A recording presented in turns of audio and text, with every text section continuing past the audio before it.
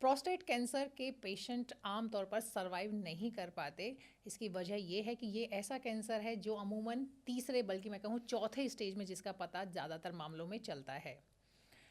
Prostate cancer के क्या कोई लक्षण होते हैं? अगर होते हैं तो हम उन्हें कैसे पहचान सकते हैं? साथ ही साथ इसका सही इलाज क्या है, ये हमें बताएंगे senior oncologist doctor Kumar Rishikesh, जो हमारे साथ हैं स्टूडियो में। बहुत बहुत स्वागत है आपका। धन्यवाद प्रियंका जी। जी डॉक्टर साहब, चूँकि प्रोस्टेट कैंसर के ज़्यादातर मामले जो मैंने सुना है, पढ़ा है, वो ये है कि उसमें ज़्यादातर मामलों में पेशेंट बच नहीं पाता। और मेरी जानकारी के अनुसार जो ये इसकी वजह ये है कि पता ही लेट चलता है। तो ये पता लेट क्यों चलता है? क्या कोई सिम्टम नहीं देता हमारा शरीर इस कैंसर को लेकर?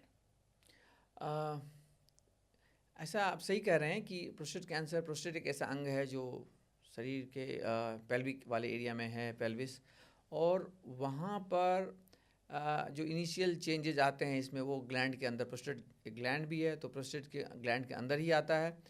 और चूँकि स्क्रीनिंग प्रोटोकॉल नहीं है, मतलब फॉलो करने के लिए इंडिया में पॉपुलेशन बेस्ड स्क्रीनिंग नहीं है कि सारे के सारे लोगों का प्रोस्टेट कैंसर के लिए स्क्रीनिंग हो, तो नेचुरली वो सिम्टम अर्ली स्टेज में देता नहीं है। और अगर कोई सिम्टम्स देता है तो वो जो नॉर्मल एक बेनाइन कंडीशन है, जो नॉन कैंसरस कंडीशन है, वो है BPH, जिसमें प्रोस्टेट बढ़ता है 50 से 60 साल की उम्र के और उसके बाद के लोगों में, मेल पेशेंट में।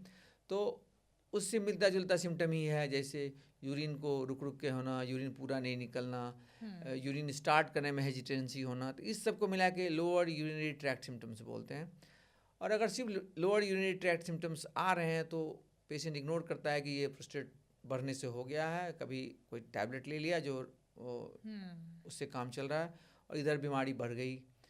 फिर साथ में दूसरी बात क्या है कि प्रोस्टेट कैंसर के बहुत सारे ग्रेड्स हैं, जो ग्लिसन स्कोर बोलते हैं, जो हम माइक्रोस्कोप के अंदर जब कैंसर के टिश्यू को देखते हैं तो समझ में आती है। अब डिपेंड करता है कि किसी का ग्रेड अगर 10 है या 9 है तो काफ़ी तेज़ी से फैलेगा वो, और किसी का 7 है तो रिलेटिवली कम तेज़ी से फैलेगा। और 6 है अगर, जो कि कम मिलते हैं हमें, तो 6 इसलिए भी नहीं मिलते हैं कि वो इंसान की ज़िंदगी के साथ चला जाता है बट इंसान की डेथ का कारण नहीं बनता, तो वो भी प्रोस्टेट कैंसर है बट लो ग्रेड है। ग्लिसन स्कोर 9 भी है जो हाई ग्रेड है, तो कोई सिम्टम नहीं देता, लेकिन जब देता है तो ऑलरेडी वो बोन में या किसी और इम्पॉर्टेंट ऑर्गन में मेटास्टेसाइज कर चुका होता है, जा चुका होता है, जब स्टेज 4 बन चुका होता है। बट फिर भी आप देखें कि जो कि one of the most common cancer है मेल में, इंडिया में भी, और हार्मोन ड्रिवन कैंसर है, मतलब हार्मोन जो है बॉडी का, जो टेस्टोस्टेरोन है, वही इसको, मेल हार्मोन टेस्टोस्टेरोन, वही इसको बढ़ाता है। तो हार्मोनल ट्रीटमेंट ही इसका इनिशियल इलाज है, जो शुरुआती इलाज। और अगर उससे बात नहीं बनती है या कभी कभी हम अच्छा रिजल्ट चाहते हैं तो कीमोथेरेपी ऐड होती है, बट अदरवाइज हार्मोन का इंजेक्शन, हार्मोन की टैबलेट, इन सब चीज़ों से ही इसका इलाज होता है। Overall over past few years में जो रिसर्च आया है उससे रिजल्ट काफ़ी इम्प्रूव ज़रूर किया है, बट अभी भी स्टेज 4 प्रोस्टेट कैंसर क्यूरेबल नहीं है। जी, तो प्रोस्टेट आप रीज़न एक बता रहे हैं, शायद यही रीज़न है, बाकी कुछ तो लाइफस्टाइल वो सब जो होते हैं अलग फैक्टर्स वो तो हैं ही। तो क्या बढ़ जाता है टेस्टोस्टेरोन तब इस वजह से कैंसर होता है, या फिर कम हो जाता है? नहीं, टेस्टोस्टेरोन की मात्रा बढ़नी जरूरी नहीं है प्रोस्टेट कैंसर होने के लिए। टेस्टोस्टेरोन अपने नॉर्मल मात्रा में ही सिक्रीट हो रही है, वो टेस्टिस से सिक्रीट होती है। और वो अगर प्रोस्टेट में एक कार्सिनोजेनेसिस हुआ, मतलब पहले तो कार्सिनोजेनेसिस होना है, हाँ, वो भी हार्मोन ही ड्राइव कर रहा है। बेसिकली इसे समझिए, कोई और भी कैंसर है तो 2-3 फैक्टर्स हैं जो कैंसर होते हैं। एक जेनेटिक्स है, एक इंजरी है, जो आपको पता भी नहीं कि इंजरी किस लेवल पर चल रहा है, कि माइक्रोस्कोपिक लेवल पर चल रहा है, आपको पता नहीं। और अगर इन दोनों चीज़ों में से कभी बच गई तो कुछ और इश्यूज़ हैं जो कैंसर वहाँ का स्टार्टिंग, जिसको सीडिंग बोलते हैं, बीज डाल दिया कि वहाँ शुरू कर दिया। अब उसको जो टेस्टोस्टेरोन है वो बढ़ावा देता जाएगा, बढ़ता जाएगा, बढ़ता जाएगा, और इस तरह से वो कैंसर फैल सकता है।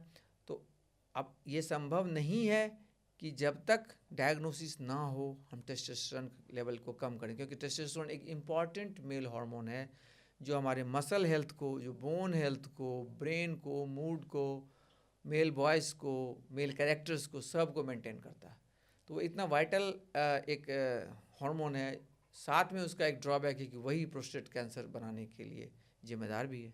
तो अब आप ये बताएं कि इसका सही इलाज क्या है? मान लीजिए स्टेज 4 और 2 में कम आते हैं, लेकिन कुछ पेशेंट्स तो आते होंगे, तो उनके लिए आपकी क्या रिकमेंडेशन होती है ट्रीटमेंट में? और जो उसके बियॉन्ड आ रहे हैं 3rd 4th स्टेज में, तो उनको आप क्या सलाह देते हैं? देखिए, लोकली एडवांस्ड, लोकल या लोकली एडवांस्ड, मतलब या तो प्रोस्टेट के अंदर बीमारी है, सिर्फ कैंसर अभी वहीं है, या फिर कैंसर प्रोस्टेट से निकल के, प्रोस्टेट ग्लैंड से निकल के आसपास के लिम्फ नोड में है। लेकिन वो जो हमारा पेल्विस है, जो पेल्विक बोन्स का जो एरिया में, पेल्विस कमर से बोल दीजिए, अब कमर से नीचे है, तो अभी भी क्यूरेटिव मतलब जड़ से इलाज करने की संभावना है इसकी। तो अगर सिर्फ प्रोस्टेट में लिमिटेड है तो सर्जरी भी हो सकती है और रेडिएशन भी हो सकता है। अब तो ऐसा भी है कि नया रिसर्च ने ये बताया कि पूरे पेल्विस को, अगर बीमारी प्रोस्टेट तक लिमिटेड है, बाहर नहीं गया, तो पूरे पेल्विस को रेडिएशन देने की ज़रूरत नहीं है। लिमिटेड फोकस्ड रेडिएशन उसको बोलते हैं, SBRT, स्टीरियोटैक्टिक रेडिएशन है बेसिकली, वो देते हैं। फोकस्ड रेडिएशन है, उससे ज़्यादा साइड इफेक्ट भी नहीं, क्योंकि आपका बाकी पेल्विक ऑर्गन को कोई टच नहीं कर रहा है, तो काफ़ी उम्दा और पक्का इलाज होता है। उससे बाहर अगर निकल गया और लिम्फ नोड्स में आ गए हैं, लेकिन ये अभी भी कमर के नीचे है, तो दोनों मेथड है, रेडिएशन या फिर सर्जरी, दोनों से इलाज होता है। इन तीनों चीज़ों में या तो प्रोस्टेट से लिमिटेड हो या फिर पेल्विस तक हो, मतलब कमर से नीचे तक हो। हार्मोनल इंजेक्शंस के रोल हैं। हार्मोनल इंजेक्शंस ना दे के ऑर्किडेक्टमी, जिसमें कि टेस्टोस्टेरोन का जो सोर्स है टेस्टिस, उसको हटाना भी पड़ता है, एक तरीका वो भी है। इंजेक्शन नहीं लेना तो उसको हटा दीजिए, वो सर्जन्स ऑपरेट करते हैं। तो उससे भी आपका जो हार्मोन जो ड्राइव कर रहा है प्रोस्टेट कैंसर को बढ़ा रहा है, वो रुक जाता है। तो उससे भी अच्छा खासा वक्त पेशेंट को निकलता है, कभी कभी क्योर भी होता है। सो ऐसा समझिए कि जब तक ये लिम्फ नोड्स पेल्विस को, कमर के वाले एरिया को ऊपर नहीं गया, तब तक हम इसे क्योरेबल मानते हैं। ऑफ कोर्स 100% पेशेंट क्योर नहीं होंगे, कुछ में रिटर्न होंगे। उसके बाद अगर बीमारी जाती है तो प्राइमरली सिस्टमिक ट्रीटमेंट, मतलब जो शरीर के ऐसा इलाज जो कि पूरे बॉडी में जाएगा, जैसे टैबलेट हो या इंजेक्शन हो, ये जाएंगे। साथ में हार्मोनल कंट्रोल तो चलता रहेगा। तो हार्मोनल कंट्रोल के लिए मैंने बताया आपको कि टेस्टिस को निकालने का भी एक तरीका है, और दूसरा है कि इंजेक्शन 3-3 महीने पर, 6-6 महीने पर एक इंजेक्शन लगता है, उससे भी वो हार्मोन कंट्रोल में रहता है। सो कुल मिला के मिक्स्ड ट्रीटमेंट है, लेकिन ओवरऑल रिजल्ट कई सारे कैंसर के कंपैरिजन में इतना निराशाजनक नहीं है।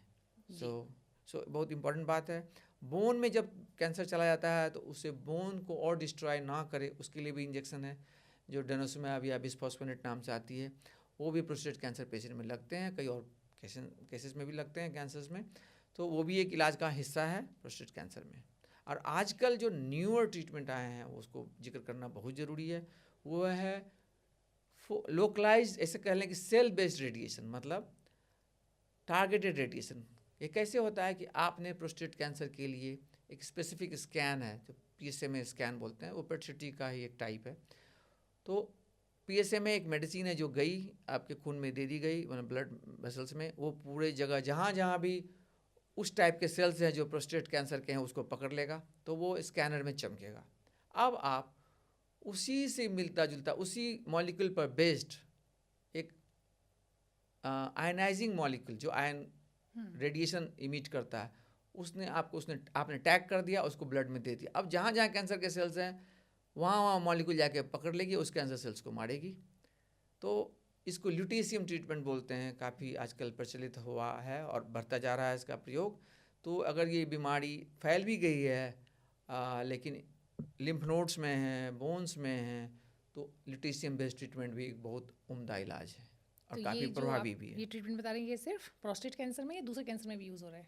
और भी जगह है, जैसे न्यूरोएंडोक्राइन ट्यूमर है, उसमें भी यूज़ होता है, उसको PRRT बोलते हैं वहाँ हम।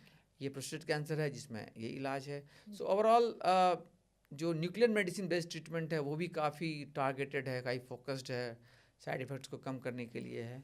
ऑफ कोर्स कॉस्ट ज़्यादा है, बट इवोल्यूशन जो काफ़ी इसमें नया नया चीज़ें इवॉल्व हो रही है। जी, एक आखिरी सवाल, क्योंकि जैसा कि हमने बातचीत की शुरुआत में ही डिस्कशन किया कि आप नॉर्मली ये बीमारी जब फैल जाती है या बढ़ जाती है तब पता चलती है, तो क्या प्रिवेंशन के लिए कुछ किया जा सकता है?